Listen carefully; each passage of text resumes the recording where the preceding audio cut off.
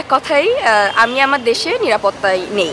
আমি আমার দেশে আমি আমার নিজের জীবনকে নিয়েই, যেখানে আমি মানে গ্যারান্টি দিতে পারি না। আমি বাসা থেকে বের হই, মনে হয় যে আমি হয়তো আজকে বাসায় ফিরবো কিনা, এটা আমি শিওরিটি নিয়ে বের হইতে পারি না। প্রথম কথা হচ্ছে এটা। আর দেশে যখন যে বর্তমান যে পরিস্থিতি, এখন যে বর্তমান পরিস্থিতি তৈরি হয়েছে, এটা আসলে আমি বলবো লজ্জাজনক একটা পরিস্থিতি, যেখানে মেয়ে একটা ছোট একটা 4 বছরের একটা বাচ্চাও আমার দেশে মানে যেখানে সেফ না। ঠিক আছে। আর বর্তমানে আপনার খুন করতে ইচ্ছা হচ্ছে, আপনি করেন। আপনার ধর্ষণ করতে ইচ্ছা হচ্ছে, আপনি করে ফেলছেন। মানে চুরি ডাকাতি যা যখন যেটা করতে ইচ্ছা করছে আপনি করছেন। ওই আওয়ামী লীগের উপর দোষ আমি দিয়ে দিচ্ছি। ঠিক আছে, ব্যাপারটা হচ্ছে এরকম হয়ে গেছে যে আমি এখন আমার লাইসেন্স আছে, খুন করার লাইসেন্স আছে মনে হচ্ছে আমার কাছে, আমার ধর্ষণ করার লাইসেন্স পেয়ে গেছে আমার দেশের মানুষ। ঠিক আছে, তো আমার এই যে লাইসেন্সধারী হয়ে গেছি আমরা, আমার দেশের মানুষ, আমার দেশের মাটি একটা পবিত্র মাটি, যেটা মানে রক্ষা করার জন্য দেশের লাখ লাখ মানুষ প্রাণ দিয়েছে, সেখানে আমার দেশের মাটি আমরা সন্ত্রাসীতে পরিণত করে ফেলছি। তো এই হচ্ছে একটা মেইন কথা, যে আমার দেশের অবস্থা বর্তমানে খুবই খারাপ, যেখানে কারোর জীবনের কোনো নিরাপত্তা নাই। আপনার কারোর উপর রাগ আছে, আপনি তাকে মেরে ফেলে ওই স্বৈরাচারের উপরে দোষ দিয়ে দিচ্ছেন। ঠিক আছে, যেটা তারা করতো এখন আমরাও সেই সেম কাজটাই করছি। শুধুমাত্র হচ্ছে মানুষগুলো চেঞ্জ হয়ে গেছে, চেয়ার ঠিকই আছে, শুধুমাত্র মানুষের ওই চেহারাগুলো পরিবর্তন হয়েছে, কিন্তু কার্যক্রম সে আগের মতোই আছে বলে আমি মনে করি। আর আমি যখন আন্দোলন করি তখন আমার একটাই টেন্ডেন্সি কাজ করে গেছে, যে আন্দোলন তো করছি দেশের মানুষের জন্য, কিন্তু পরে যাই যখন বুঝতে পারলাম যে না, আন্দোলনটা টোটালি একটা রাজনৈতিক পর্যায়ে চলে গেছে আস্তে আস্তে। ঠিক আছে, শুধুমাত্র এখানে স্টুডেন্টদের ব্যবহার করা হয়েছে। এই যে পাবলিকের সাথে এই হচ্ছে ঢাকা ইউনিভার্সিটির সাথে এই যে আপনার প্রাইভেট ইউনিভার্সিটির যে একটা ঝামেলা, এটা আসলে কেন? অবশ্যই এখানে মানে কোনো না কোনো কারণ আপনি দেখবেন, আমিও দেখব, এখানে কি তাদের কি অবদান ছিল না? ব্যর্থ বলতে তারা কি করবে? তাদের তো জায়গা থেকে তারা তো একজন উপদেষ্টা এসে রাস্তায় নামতে পারবে না। ঠিক আছে, এখানে প্রশাসনকে অবশ্যই শক্ত একটা কঠোর একটা পরিস্থিতিতে মোকাবেলা করার দায়িত্ব তাদের উপর ছিল, কিন্তু এখানে প্রশাসন অতটা আমি তাদের কার্যক্রম দেখতে পাচ্ছি না। এক আর হচ্ছে সবথেকে বড় কথা, যে উপদেষ্টা বলেন, প্রধানমন্ত্রী বলেন, যে আমাদের ভারপ্রাপ্ত যে যার উপরে দেশ আছে তাকে বলেন না কেন, তাদেরকে যে উপযুক্ত যে একটা মর্যাদা দেওয়া হয়েছে, যে আপনি আপনার দেশটা চালান, তারা যে দেশ চালাতে অক্ষম এটা আমি বলবো না। এখানে আমার দেশের মানুষই, দেশের জনগণই আমরা এটা সিন্ডিকেটটা করতে বাধ্য হচ্ছি। এখন আমার দেশের হচ্ছে সবথেকে বড় বিষয়, যে আমার দেশের কোনো প্রশাসন আমার একটা কঠিন অবস্থায় নেই। আমার প্রশাসন ততটা সক্ষমতার পরিচয় দিচ্ছে না, যেখানে প্রশাসন ঢিলা একটা ব্যাপার যে হয়ে যাচ্ছে। না হলে যদি এটা যদি না হতো, যদি তারা এতটাই কঠোরভাবে কাজ করে যেত, তাহলে এতগুলো ধর্ষণ হতো না, 72 ঘন্টার 65 ঘন্টায় 72টা রেপ হইতো না। মানে এই যে একটা ব্যাপারগুলো, খুন হচ্ছে যেখানে সেখানে, গুলি করে ওপেনলি এখন ফায়ার হচ্ছে। আপনি ওই কয় বছর আগে, কিছু বছর আগে যখন আমি ছোটো ছিলাম, অনেক ছোট ছিলাম, তখন এগুলো শুনতাম বাট বুঝতে পারতাম না। কিন্তু এখন এই যে আমার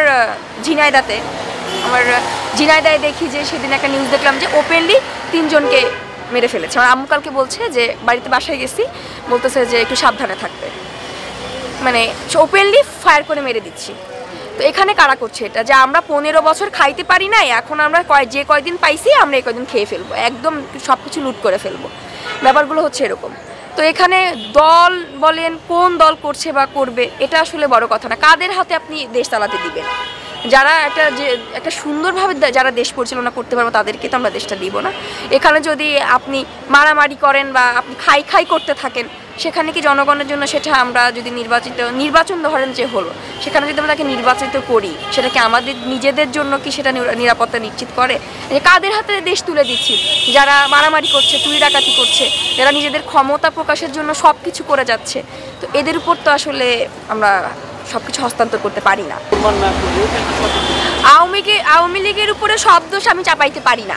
আমি কোনো কিছু বিচার করে তারপর আমি সবকিছু চাপাইতে পারি। আওয়ামী লীগ করছে না, কি বিএনপি করছে না, জামাত শিবির করছে, এটা আসলে আমি এইভাবে বলতে চাইও না, কারণ আমি এইসব বিষয় জানিও না। আমি যে একটা জিনিস না জানি, না শুনি, একটা শোনা কথায় তো কান দেওয়া যাবে না। আওয়ামী লীগের কয়জন কর্মকর্তাকে আপনি এখন দেশে পাবেন? ঠিক আছে, তারা স্বৈরাচার ছিল, হয়তোবা তারা কাজ করছে, এখন অধিকাংশ নেতাকেই কিন্তু আপনি দেশে পাবেন না। ঠিক আছে, এখন যারা এই যে কিছু সুবিধাবাদী দল আছে, যারা এই যে একটা দোষ চাপাই দিয়ে নিজের ক্ষমতাটা মানে নিজের বাস্তবায়ন করার চেষ্টা করছে, এই যে সুবিধাবাদী কিছু একটা দল আছে, তারাই সিন্ডিকেটগুলো করছে বা দেশের মানুষের মনে ভয় দেখানোর বা ধরানোর চেষ্টা করছে, এটাই আমার মনে হয়। আচ্ছা, তার পদত্যাগ চেয়েছে, আমিও নিজেও ফেসবুকে পোস্ট করেছি তার পদত্যাগ চেয়ে। আসলে আসলে যখন মানুষ ক্ষমতায় যায় তখন সে অন্ধ হয়ে যায়, ঠিক আছে? ক্ষমতায় যাওয়ার আগে মানুষ একরকম থাকে, ক্ষমতায় বসার পরে মানুষের আর একটা রূপ দেখা যায়। তো এখানে হচ্ছে ক্ষমতায় বসার পরে মানুষজন অন্ধ হয়ে যায় দেশের। সে মানে কি বলবো, কিছু আসলে এভাবে বলার কোনো ওয়ে আমি দেখি না। ক্ষমতা পাওয়ার জন্য আমরা যেমন আমাদের সব কিছু অপব্যবহার করি, ক্ষমতা পাওয়ার জন্য মনে করেন যে আমরা সব কিছু উল্টায় পাল্টায় ফেলতে পারি। তো স্বরাষ্ট্রমন্ত্রীর পদত্যাগ চেয়েছে দেশের মানুষ, মনে হয়েছে যে এটা করা আসলে তার জায়গা থেকে সে যা করছে তার কার্যক্রম হয়তোবা সঠিকভাবে সে করতে পারছে না, ঠিক আছে? এটার জন্য হয়তোবা অনেকেই স্বরাষ্ট্রমন্ত্রীর পদত্যাগ চেয়েছে। এটা আমি যৌক্তিক বলে মনে করি। যদি আপনার দায়িত্ব পালন করতে না পারেন, আপনি ক্ষমতা ছেড়ে দেন। করবো, সেটা কবে করবে? কবে করবে? আমার মানে তার নিজের কোনো কিছু বা নিজের কাছের কোনো কেউ ধর্ষিত হওয়ার পরে বা তার কেউ মারা যাওয়ার পরে তারপরে সে করবে? এটা তো আসলে মানে নেই। আমরা দেশের মানুষ মানেই তো তার কাছের দেশের মানুষই তো, দেশের মানুষকে সুরক্ষা করার জন্য তাদের দায়িত্ব দেওয়া হয়েছে। সেখানে দেশের মানুষকে আমি সুরক্ষাই না দিতে পারি, তাহলে আমি কিসের মন্ত্রিত্ব পালন করব? ঠিক আছে? তো মন্ত্রিত্ব রক্ষা করতে গেলে অবশ্যই দেশের জনগণের সেবা করাটা সবথেকে জরুরি। জনগণের জীবনের নিশ্চয়তা দিতে হবে।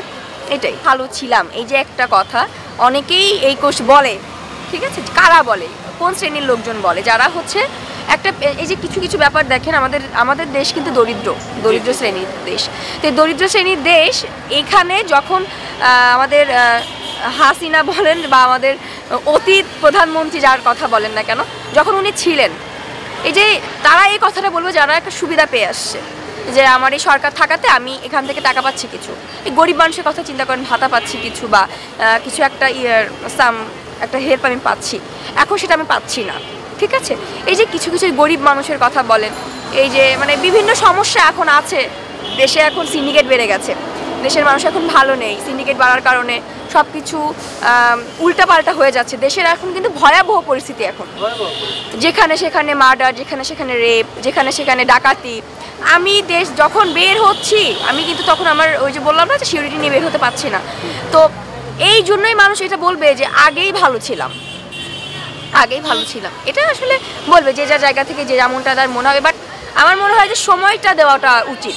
বর্তমানে যে সরকার, তাদেরকে সময়টা দেওয়াটা আমি উচিত বলে মনে করি। তাদেরকে সময় দেন, দেখেন তারা কত দূর কী করতে পারে। বাট আমার মনে হয় যে যত দ্রুত সম্ভব এটা সংস্কার করা উচিত। দেশ সংস্কার করতে নেমেছি দেখেই যে আমি একদম আরও কয়েক বছর সময় নিয়ে করব না, ব্যাপারটা আসলে এমন না।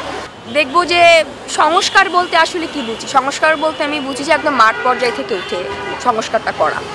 তো যদি সংস্কারের প্রশাসনের যদি এই অবস্থা হয়, প্রশাসন যদি এইভাবে হাতে দড়ি দিয়ে বসে থাকে, তাহলে এটা তো আমি সংস্কার দেখি না।